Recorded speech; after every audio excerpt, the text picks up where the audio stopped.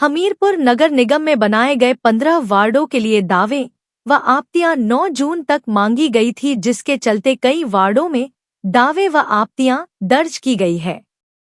जानकारी देते हुए उपायुक्त अमरजीत सिंह ने बताया कि हमीरपुर नगर निगम के अलावा नगर पंचायत बड़सर व भोरंज के लिए भी दावे व आपत्तियां दी गई है, जिनके लिए 16 जून को उपायुक्त कार्यालय में दावे व आपत्तियां दर्ज करवाने वालों को बुलाया गया है और उसी दिन शाम तक सभी दावों व आपत्तियों का निपटारा करके शहरी विकास विभाग व निर्वाचन आयोग में भेजा जाएगा।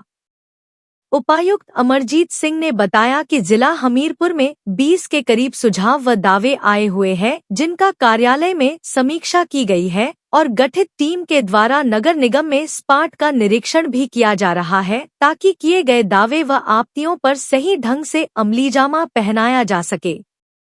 उन्होंने बताया कि नगर पंचायत बड़सर में 6 आपत्तियां, भोरंज में 1 आपत्ति, नगर परिषद नादौन में 1 आपत्तियां दर्ज हुई है तो नगर निगम हमीरपुर में 14 आपत्तियां दर्ज की गई है। उन्होंने बताया कि 16 जून को सुबह 11 कार्यालय में आकर अपनी बात रख सकेंगे और उसके बाद अगर कोई संतुष्ट नहीं होते हैं तो मंडला आयुक्त मंडी के पास अपनी अपील कर सकते हैं। गौरतलब है कि 1 जुलाई 2025 तक नगर निगम व नगर पंचायतों के अंतिम परिसीमन को जारी किया जाएगा, जिसके लिए प्रशासन ने जोरों से कार्य करना शुरू कर दिया है। हमीरपुर में पड़ रही भीषण गर्मी के दौरान स्कूलों की टाइमिंग को लेकर जिला प्रशासन विचार कर रहा है।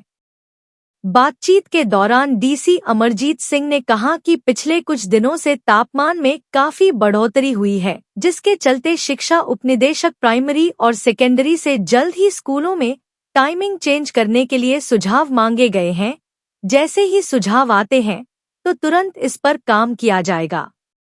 डीसी ने बताया कि स्कूलों की टाइमिंग में जल्द चेंज किया जाएगा। जो शहरी निकाय हैं पूरे जिला में, उनके परिसीमन के लिए दावे और आपत्तियां मांगी गई थी, जो कि 9 जून तक हमने आमंत्रित की थी। इसमें 20 के करीब हमारे पास विभिन्न तरफ से सुझाव, दावे, आक्षेप हमारे पास आए हैं, जिनका हमने कार्यालय में उनकी समीक्षा की है। एक टीम हमारी आज उसकी स्पॉट वेरिफिकेशन भी कर रही है, खासतौर पे नगर निगम हमीरपुर में, और इसके अलावा नगर पंचायत बड़सर और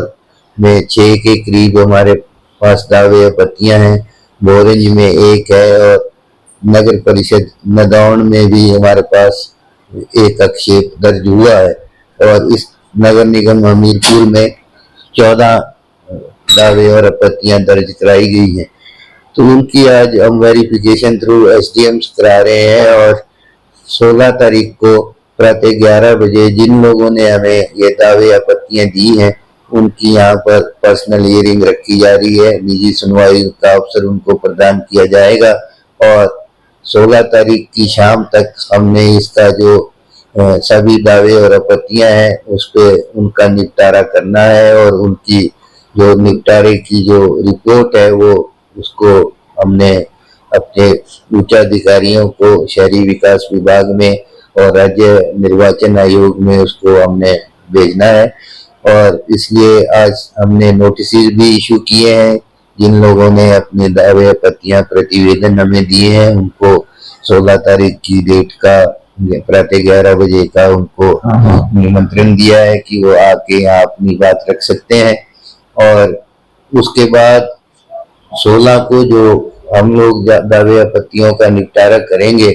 उसके बाद जो व्यक्ति है जो उससे संतुष्ट अगर नहीं है तो वो मंडलायुक्त महोदय जो कि मंडी में बैठते हैं, डिविजनल कमिश्नर मैडम, उनके पास 1 हफ्ते में आगे उसमें अपील कर सकते हैं। यही कार्यक्रम फिलहाल है और 5 दिनों में डिविजनल कमिश्नर साहब ने उसके आगे उसका निपटारा करना है और 1 जुलाई 2025 तक हम इसकी अंतिम जो डिलिमिटेशन का और फाइनल जो